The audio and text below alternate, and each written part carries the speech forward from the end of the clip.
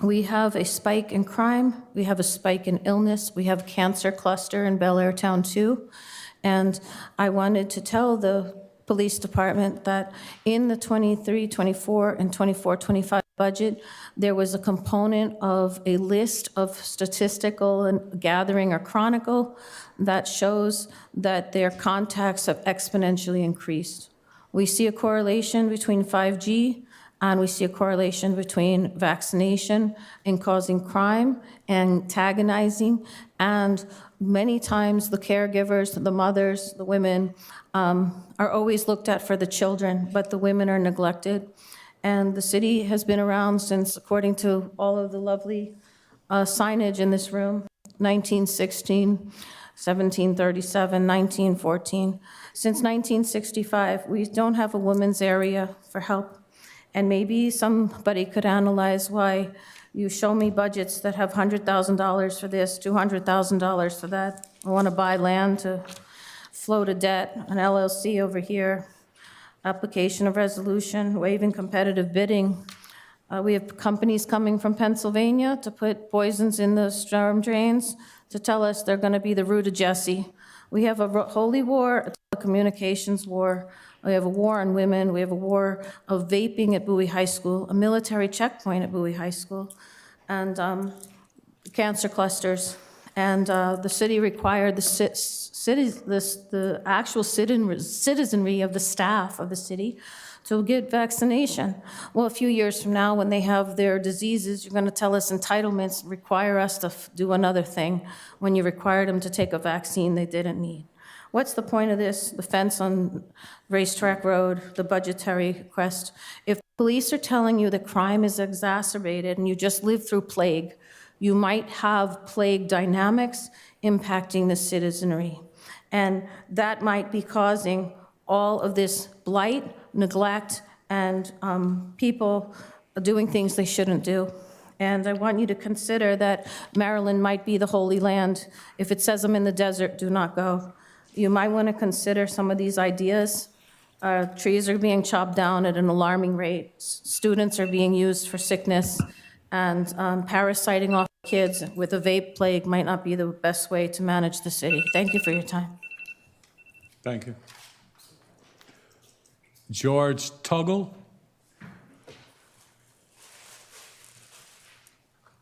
Good evening. Good evening. How are you doing?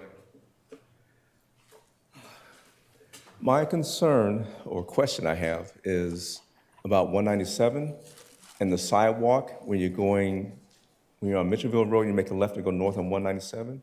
That sidewalk has been damaged for years being even before the pandemic. It's an asphalt pavement and part of the fence is down and the trees are down over there. They're by the Omni building? Yeah. I'm just wondering, when is that going to be addressed?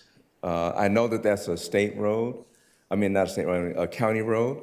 And I was just curious about when that was going to be addressed and be fixed. There are people who walk down there. I ride my bike down there quite often.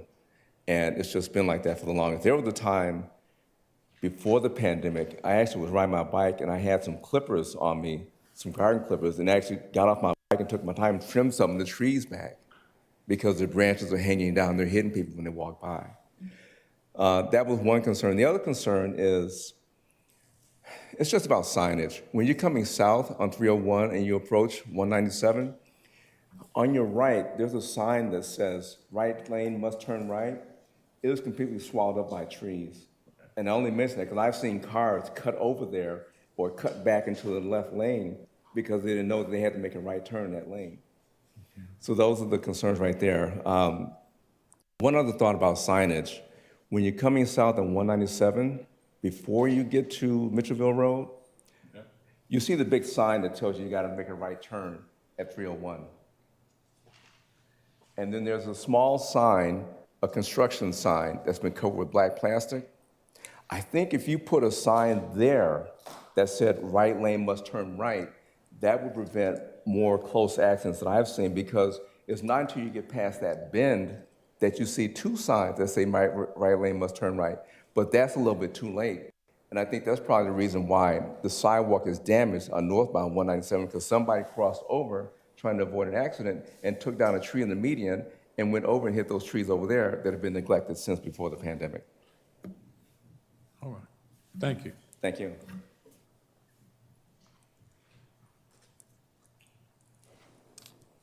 Are there any other? I see no more on the list. Okay.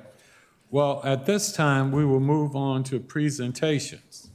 The Diversity Committee, Caribbean American Heritage Month presentation. The City of Bowie Diversity Committee will give a presentation on Caribbean American Heritage Month. Good evening. Good evening, members of the City Council, Mr. Mayor Pro Tem, nice to see you. Excuse me. My name is Kevin Lopez Cruz, and it is my privilege to address you on behalf of the City of Bowie's Diversity Committee to present our 2025 Caribbean American Heritage Month report. Since 2008, it has been federally recognized as a presidential proclamation as Caribbean American Heritage Month, a time dedicated to celebrate the rich culture, remarkable achievements, and enduring legacy of Caribbean Americans across the United States. Caribbean Americans are dreamers and doers, poets, musicians, physicians, educators, and leaders. We honor figures like Marcus Garvey, the Jamaican-born civil rights leader, Celia Cruz, the Cuban queen of salsa, and Governor Wes Moore, whose tireless leadership continues to shape the state of Maryland. Here in Prince George's County, the jurisdiction with the largest Caribbean American population, their influence is seen in our schools, hospitals, government, and neighborhoods. Tonight, we honor a few of the many Caribbean American leaders whose work in politics, education, and medicine continues to uplift and serve our community. Dr. Jonelle Samuel, a Grenadian-American OBGYN at Luminous Health Doctors Community Hospital in Lanham, is dedicated to maternal health, ensuring the well-being of families in our region. Additionally, we recognize Dr. Cora Bramble, a former chief medical officer at Children's National Hospital, whose transformative work in pediatric health has earned national acclaim, including recognition from the 100 Black Men of Prince George's County.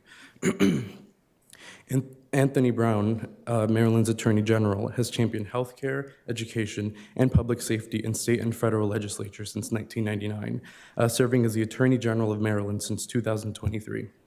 In public service, we highlight Samantha Howard, a momentous advocate and organizer of Puerto Rican heritage, whose tireless work has spearheaded one of, if not the largest grassroots efforts championing Latino heritage and recognition in Prince George's County. Her work has set a new standard of advocacy in her communities. These individuals, among many others, exemplify how Caribbean Americans advocate for change, achieve success, drive progress, and foster cross-cultural understanding, reflecting the very best of our shared values. Caribbean American Heritage Month offers us all a chance to reflect, learn, and celebrate the vibrant culture and lasting contributions of our Caribbean neighbors. We encourage residents to participate in events across the state and here in Prince George's County. One such event is the Caribbean Heritage Festival in Bladensburg, hosted by the Prince George's County Caribbean Council. On behalf of the City of Bowie's Diversity Committee, thank you for your time, your support, and your continued commitment to honoring and uplifting the stories that shape who we are. Thank you. Thank you.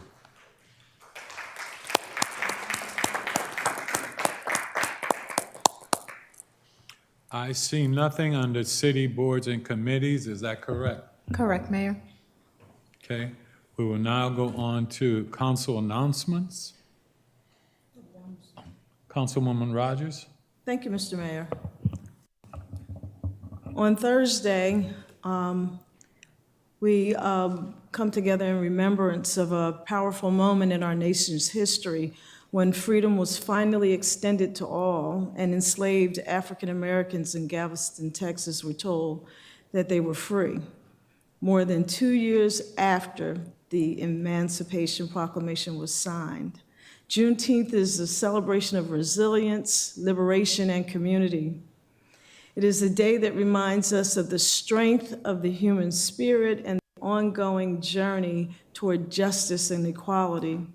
Here in Bowie, we take pride in honoring that journey, and we celebrated it this past Saturday. It helps us in our daily efforts when we work to build a city that reflects unity, respect, and opportunity for all. Thank you.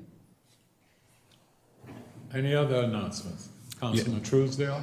Thank you, Mr. Mayor. Well, I just want to say hello to all the beautiful and wonderful people in the city of Bowie, particularly District 3, which where I live, play, and work. I just want to give a shout out to all the fathers on Father's Day weekend. We just had a great celebration, and your contribution and your strength means a whole lot, not only to family, but to our communities as well.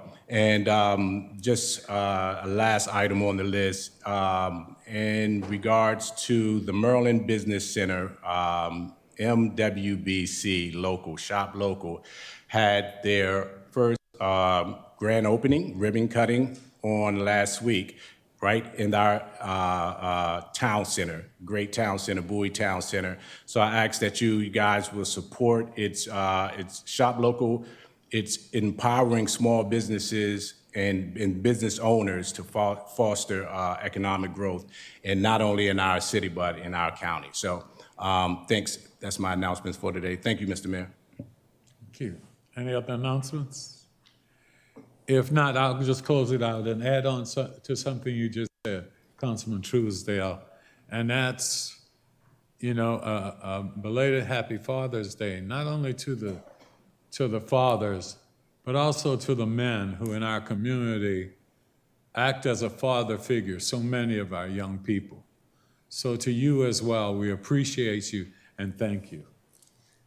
Okay, having said that, seeing no other announcement, we will move on to the city manager's report. Good evening, Mr. Mayor. I don't have a report tonight. Thank you, sir. Okay, we will now move on to the consent agenda, and I'll Mr. Mayor, I'd like to move for approval of the consent agenda. Second. It's been moved and properly second. Any discussion? Hearing none, I'll call for the vote. All in favor, please respond with an aye. Aye. Opposed, same favor. Hearing none, motion carries. We will now move on to old business. Adoption of emergency ordinance 0525, authorizing the acquisition of certain real property located at 15200 Major Lansdale Boulevard, Bowie, Maryland, 20716, comprising approximately 11.97 acres, being the property identified as tax map 55, grid B1, lot 1, tax ID number 073131711. Turn it over to you, Mr. Kane. Mr. Mayor, John Henry King, Economic Development Director. This item is back again before you tonight. On May 16th, the city entered into a purchase and sale agreement for acquisition of the property at 15200 Major Lansdale Boulevard. The acquisition price is to be $11,970,000. Upon execution of that purchase and sale agreement on May 16th, the city made a non-refundable deposit of $1,197,000. The item is before you for discussion tonight. Thank you. At this time, I will, Mayor, it's on for adoption. excuse me? It's on for more than discussion. It's on for adoption, should you so determine. So we need to go directly into adoption right now? No, it was just that staff said it was on for public hearing and discussion, but it is on the agenda for action. Yeah, because It's more than discussion. it's public I'm sorry. hearing and eligible for action. Yes. So at this point, I was going to open it up for a public hearing, and I was going to ask Wilda if we have any speakers. Yes, Mayor. Just for the record, we did receive 8 comments via email for this item, which has been forwarded for council, and they were, council was also copied on some of them, so they will be part of the record, and we do have 3 persons signed up for this evening. Thank you.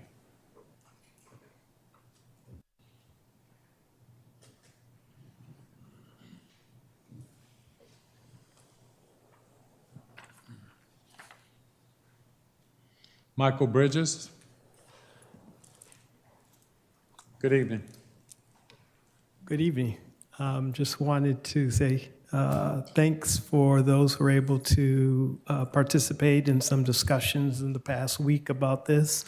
I really appreciate the information. I think I came before you guys last council meeting, and since then, I had an opportunity to read the budget. I should have done it earlier, but it was really enlightening. It's a really, actually a beautiful document, very detailed.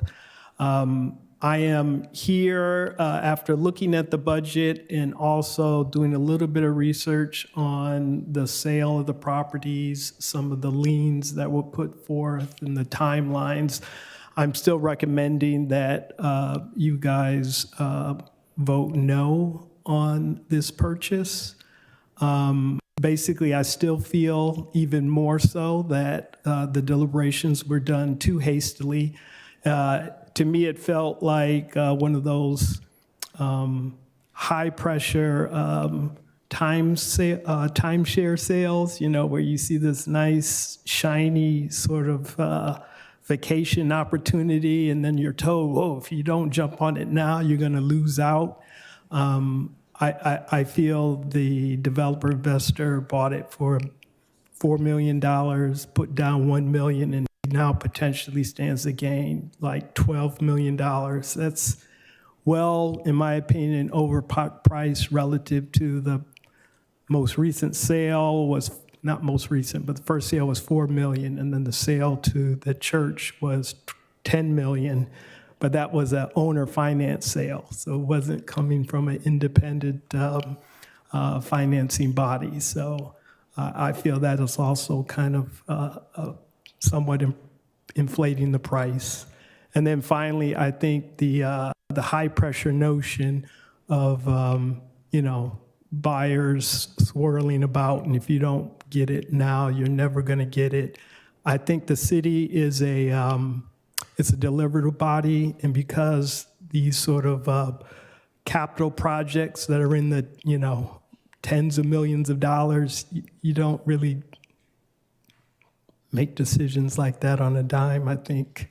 So the more deliberative cost-benefit analysis really needs to be done before you can decide that, yes, this expenditure is worth it, or the price that you're willing to pay for this opportunity is worth it. So I'm recommending you vote no. And if you have an opportunity to come back after doing the due diligence or more detailed due diligence and cost-benefit analysis, to come back and potentially renegotiate with the owner if you can. Thank you. Thank you. Next we have Millie Hall.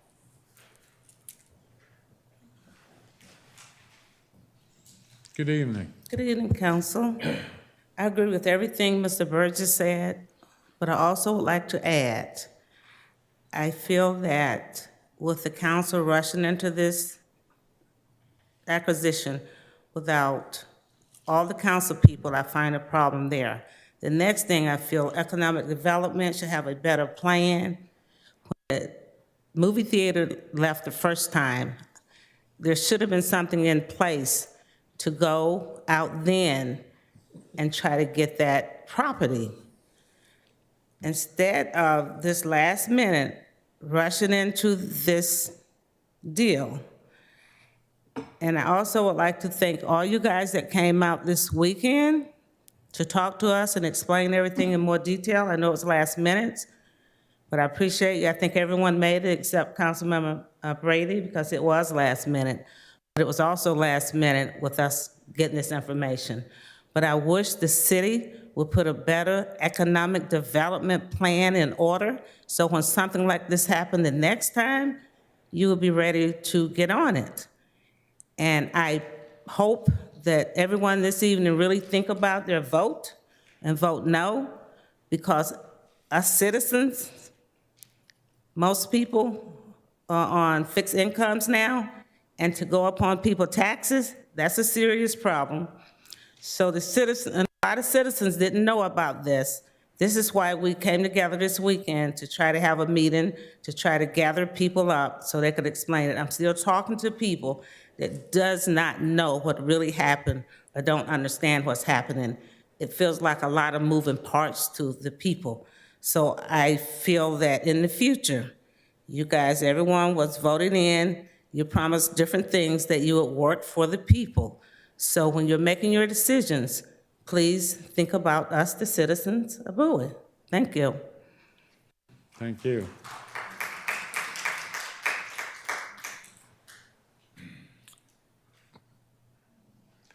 Priscilla Verdon?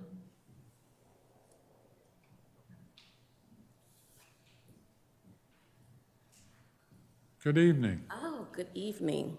Okay, my name is Priscilla Verdon, and I'm a 31-year resident of the community of Grovehurst in South Bowie. And I am here just to urge you to vote no on this matter for this purchase. All right, thank you. Thank you. Are there any other? No, Mayor, that's it. At this time, I will declare the public hearing closed. Mr. Mayor, Yes. I'd like to make a motion to reject ordinance 05-25. Second. It's been moved and properly second to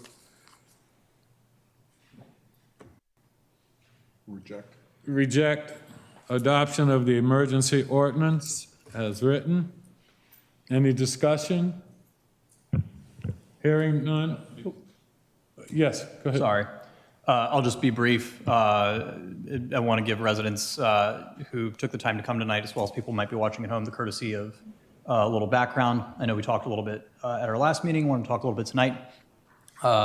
This evening, I anticipate that all my colleagues are going to vote against moving forward with the deal as presented. In consultation with our colleagues and wanting to be together on this, we knew we would not have the votes tonight to proceed. As far as the merits of this particular proposal, I am one of its strongest advocates. I've explained in the last couple of meetings my thinking. The very short version, to reiterate, is that in the last 3 to 4 years, residents have named economic development as a top priority. And for better or for worse, the challenge we have as a city is we don't control land use, we don't control zoning. We also are not communist China, where we can simply point to a plot of land and decide that it will become a McDonald's or an apartment building or anything else. Everything that happens economic development-wise involves private investors, private property owners, operating within county zoning and land use laws. We, most of the time, are just making recommendations. And so when this property came up for sale initially, we didn't have the time or the inclination to take a look at it necessarily. Many of us in our individual capacities reached out to the private investor community to gauge interest in someone purchasing it to make use of it, good use for the corridor. There was not a lot of interest. Ultimately, a church made an offer and made an initial purchase of the property in a complicated transaction. When we learned that that had fallen through, many of us were optimistic that it might be an opportunity for the city to do something it's never done before, which is purchase a commercial property in order to have it, in order to be able to work with it, to try and guide and turn it into something that would be economically viable for that corridor, that would help out that area where our town center is struggling and where currently the Regal Theater has failed. And finally, also, because we learned with pretty good authority that the other interested buyers were principally other churches, other faith communities. And from what we could tell in talking to the business community and talking to brokers, it was likely going to end up in the hands of a church. Nothing against churches. We have a lot of them in this area. But our concern is that given the state of the town center, it's now in its second owner in, I think, 5 years, there was a concern that a church buying a large commercial property center right next to that property would send all the wrong signals to the investors and business owners and entrepreneurs that we're trying to attract to this area. So this was a bold attempt. It was quick. Unfortunately, the challenge we have in government is that government moves at a speed that is such that it rarely achieves what it wants to because government just moves slowly. This was an opportunity to do something quickly. We're not going to be moving forward tonight. I will encourage my colleagues to see about continuing to dialogue with the property owners to see if there are opportunities down the road. We don't know what that will look like. It could well be that another faith community moves in and purchases the property after tonight. It could well be they don't, and that this property might remain available for sale for a while, in which case we may have some opportunities down the road. But I just wanted to give background as to my view, what we're doing tonight, and thank you all for participating, and thank you to the residents who invited many of us out to talk to you over the weekend. I believe I saw Councilwoman Mdabamadu. Did you have your hand raised for comment? Yeah, Mr. Mayor, if you could just come back to me and just give me a second. Thank you. I don't know if there's anyone else with comments at this time. Ladies go first. Anyone, did you want to? I was going to, but Well, she said just come back to it. Please go right ahead.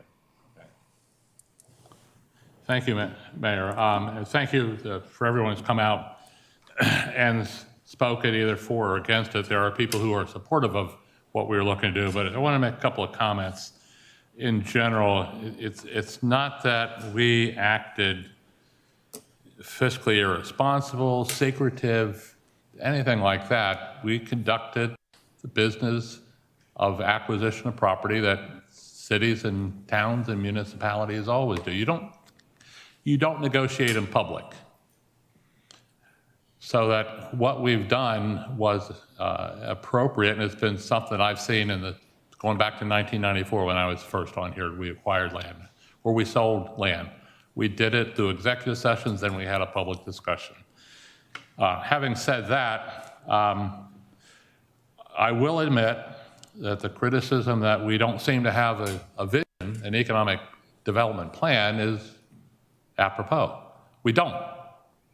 And in the meeting 2 weeks ago, I made the comment that if you ask the 7 of us what our definition of economic development was, you get 8 different answers. We don't have consensus on it. And I think coming out of this, not only as my colleague, Mr. Estive, has said that we need to continue a discussion with the property owner, we need to roll up our sleeves and start working on developing an economic development plan with what I think will result in establishment of a City of Bowie Economic Development Corporation. And I put out last summer an email and got no feedback, and I put one out after the meeting 2 weeks ago, suggesting that we start doing what I suggested was bi-monthly meetings to convert one of our monthly work sessions into a discussion on economic development plans in the city. And my colleague, Councilwoman Rogers, thinks we ought to do it monthly, so I don't have a problem with that, but we'll have to take a month because we don't have a work session in August. But I would suggest that we, like I said, roll up our sleeves and start working on this with the goal of having something in place so that in the next budget cycle, we can look at establishing any programs or any processes that we need in place that have a dollar impact ready to go into next year's budget. So it's clear that there are not the votes to pass this tonight, and it may be better that we punt for now, pray we can get our deposit back and continue the discussion. But we do need to act on developing an economic development plan. So I challenge my colleagues to let's get together and do that. We also need to finish our strategic plan. Thank you, Mayor. Thank you, Councilman. Councilwoman Mdabamadu. Thank you so much, Mr. Mayor. Good evening, colleagues. District 4, the great District 4. Good evening. Apologies that I'm unable to be there with you tonight in person, but unfortunately, other things prevent me from being present. I just wanted to touch on a couple of things. I won't read a speech, but I will just kind of go down the line and just make a statement. Let me be clear that I remain the position on behalf of District 4 that this was always a bad deal. I believe many members of my colleagues rushed into a deal with lack of due diligence, lack of knowledge, and lack of strategy. And I will continue to advocate against it, and I will continue to make my position and posture in the fact that this was a horrible deal that was rushed into with no strategy, no plan, and no foresight. There are a couple of things I do want to empower my colleagues to think about and continue the dialogue across all districts and all council members going forwards. And these are a couple of different areas. Number one, economic development all up across the city of Bowie. This is something that we have talked about for a number of different years, but I think that it has become an increasingly pressing priority. Many of my colleagues know that the Bowie Town Center just went on the market and is currently for sale now. And so now is the time for us to truly get together and really understand what does economic development look like across our districts, and respectfully hear all of the council members who represent those districts as they advocate for what it is that the residents in those districts would like to see brought forth. Number two, focusing greater on the Bowie Town Center. The Bowie Town Center remains our anchor property in the city of Bowie, with the most amount of foot traffic that goes through that particular corridor per month, per year, per day. And so we really need to recenter our focus on the Bowie Town Center and really figure out what do we want the Bowie Town Center to be going forward, and really stop trying to put together a piecemeal last-minute strategy. Number three, political willpower within Prince George's County and across the state of Maryland. I am really, really tired of hearing my colleagues say, because we don't have zoning authority, because we are recommenders and we are just these people that don't possess the power to actually influence what happens in our jurisdiction. That's just simply not accurate. We have elected officials at the county level that represent us, that have different things within their tool chest, and it is up to us to work together collaboratively with those elected officials to make it very clear what it is that the city of Bowie wants and what it is that the city of Bowie would like to prevent. That's political science one-on-one. And so I hope that going forward, my colleagues understand that as the largest tax contributor to Prince George's County and one of the largest cities in the state of Maryland, that we do possess political willpower to be able to chart the course of our future. And we don't have to just continue to stop at, we don't have zoning authority. That is an excuse. Number four, EDI funds. The county has something called Economic Development Incentive Funds. There's $50 million currently allocated to that fund, and they give out $7 to $11 million annually for projects that prioritize job creation, economic revitalization, demolition, and land acquisition. So when, and hopefully soon, when we do put together this economic development strategy and prioritize those districts that need key things and really start to hone in on how we're going to revitalize these corridors, it would be time and behooving of us to partner with the Economic Development Corporation at the county level to tap into EDI funds, because they are available. And then hopefully going into this next session at the state level, we can work with our lobbyists to get revitalization dollars from the state. If Bladensburg can get $6 million to revitalize from the state of Maryland, I remain no doubt that the city of Bowie can do the same. And my last point, revitalization dollars.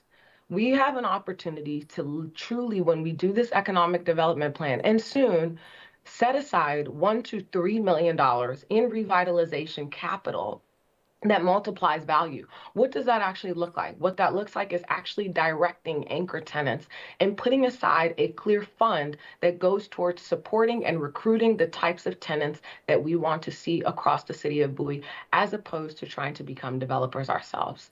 I will consistently advocate no on this current vote. I will consistently advocate that this was a horrible deal that was rushed into. And I thank you, District 4, for trusting me to be your voice. Thank you so much, Mr. Mayor. Thank you.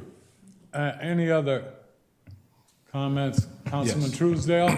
Thank you, Mr. Mayor. Appreciate everyone that came out this evening. For the most part, I echo my colleague in it being a bad deal. Great idea, just a bad deal. In terms of getting the due diligence, I will, give a lot of props to the mayor as well as his colleagues in terms of doing due diligence in a time where getting more information, as well as the constituents in District 3 and other districts as well, for having the conversations and bringing this to a panel that you can have an open mind about both sides of it. At the end of the day, I think that is what really matters. Last year, we had fought for District 3, we had fought for the Bowie Town Center, our revitalization ideas and efforts has always been on the town center, and I think that it should continue to do that. But even then, you know, trying to get funding for 12 small businesses to be in one space to make sure that, you know, you have a jump start and having small businesses that will be able to get their own brick and mortar at some point in time and be a part of, you know, the economic development growth in the city. That is important. That's on a small scale. It's not going to start on a $12 million scale. It may start on a $100,000 scale. It may start on a smaller scale, but for the most part, I do echo my colleague in terms of having revitalization capital aside, and to whereas we can approach these economic opportunities and have a strong strategic plan. So after listening to my colleagues and having an open mind about it for the past several weeks, it all comes to play in terms of, if it's a good deal, it will be a good deal. If it's not, it's not. And the idea of us being able to execute in the future would be us sitting down and making sure that we have the plan and effectively, as well as we are transparent with our constituents. So thank you, Mr. Mayor. Thank you. Councilwoman Rogers, I'll give you a chance if you want to make a comment before I wrap it up. Don't feel pressured into it, but I would like to give you that opportunity if you like. Well, thank you, Mr. Mayor. So I thank everyone for coming out, and I thank you for the invitation to actually speak to residents last week. Anybody that heard me talk, anyone I've talked to that's called me or emailed me, I've talked about how important it is to have a vision. It is also important for us as a council to work together to move in one direction, because we are one Bowie. 4 districts, but one Bowie. And everyone sitting up here cares about Bowie. There's not one person that does not have Bowie as a priority. And I just want folks to know, yeah, it was like a timeshare sale, as Mr. Bridges said, where you're pushed into a corner. But we were all thinking about what we had heard from our residents. So I just thank you all for just, you know, being engaged, being there to actually help support us and move us forward. I thank everyone for really coming together, because not one person that I talked with over the last week and a half or so, and I did a lot of talking, not one person was angry. Not one person was defensive. Everybody was trying to work toward a common goal, and I truly appreciate that. And I appreciate the time, Mr. Mayor. Thank you. Thank you. And I'll just simply wrap it up by saying a sincere thank you to the citizens. You know, it's your feedback that gives us a good perspective, that gives us your concerns and where we are. And reminds us that, you know, we try to make the best decisions we can, but we like to hear from you. And we got that. We were able to hear your voices. I'd like to commend our city staff for all you did to help us to get to where we are now. And that being that transparency that has now come together. I'd like to thank my colleagues, you know, for everyone being able to speak how they felt. And I hope no one felt in this process that their voice wasn't heard or given an opportunity. But I think what this shows is that how much stronger we are together.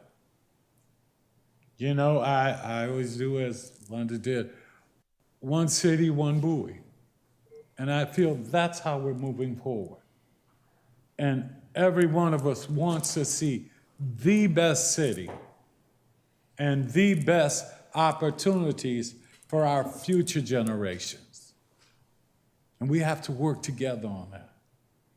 And so I'm very proud that though we've had some heated debates, and yes, we have, but I think we kept it to where we were talking about what's in the best interest of our citizens. And for that, I applaud you and I thank you for putting the city before any of our personal egos or anything else. That what we did and what this shows is that we can work together. And when all is said and done, you know, we are all pulling on the same end of the rope. And that's to make Bowie the best place it can be. So having said that, I will now call for the vote. All in favor of killing the ordinance, please respond with an aye. Aye. Opposed, same favor. Hearing none, the motion carries. Now, do we need to even go on with the other one since it's already dead? No. Okay. No, but it's on your agenda, so Yeah, I Mr. understand. Mayor. I just want to make sure. Hey, at this time, I will look to our Mayor Pro Tem. Mr. Mayor, I'd like to move for adjournment to closed session under statutory authority of the Maryland Annotated Code General Provisions, Article 3-305B1, to discuss the appointment, employment, assignment, promotion, discipline, demotion, compensation, removal, resignation, or performance of evaluation of appointees, employees, or officials over whom this public body has jurisdiction, any other personnel matter that affects one or more specific individuals, as well as to number 7, to consult with counsel to obtain legal advice, and 10, to discuss public security if the public body determines that the public discussion would constitute a risk to the public or to public security, including I, the deployment of fire and police service and staff, and 2, the development, implementation of emergency plans. That's easy for you to say. No It's questions? been moved and properly second. Any discussion? Before the final vote, I would just simply like to say again, thank you to everyone, city staff, my fellow council members. We appreciate all that you've done, and particularly the citizens, for letting know how they felt. Okay, at this time, I'll call for the vote. All in favor, respond with an aye. Aye. Opposed, same favor. Hearing none, motion carries. Thank you, everyone, and please have a safe evening.